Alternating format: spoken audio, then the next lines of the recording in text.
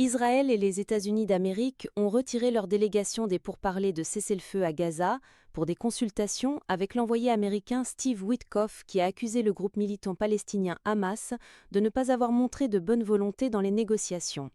Cela marquait le dernier obstacle dans les efforts pour obtenir un accord qui apporterait un cessez-le-feu à Gaza, assurerait la libération des otages israéliens détenus par le Hamas et soulagerait les souffrances des Palestiniens au milieu d'une crise humanitaire qui s'aggrave considérablement.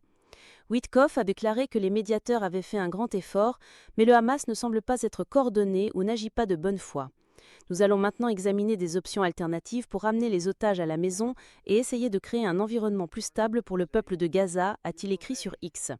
Le Hamas a déclaré qu'il était surpris par les remarques de Witkoff, ajoutant que la position du groupe avait été bien accueillie par les médiateurs et avait ouvert la voie à un accord global. Le mouvement affirme sa volonté de poursuivre les négociations et de s'engager dans celles-ci d'une manière qui aide à surmonter les obstacles et conduit à un accord de cessez-le-feu permanent, a ajouté le Hamas dans une déclaration tôt vendredi.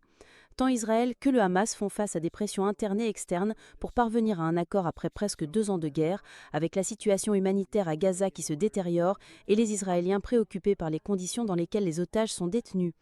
Des dizaines de personnes sont mortes de faim à Gaza ces dernières semaines, alors qu'une vague de famine se propage dans l'enclave selon les autorités sanitaires locales.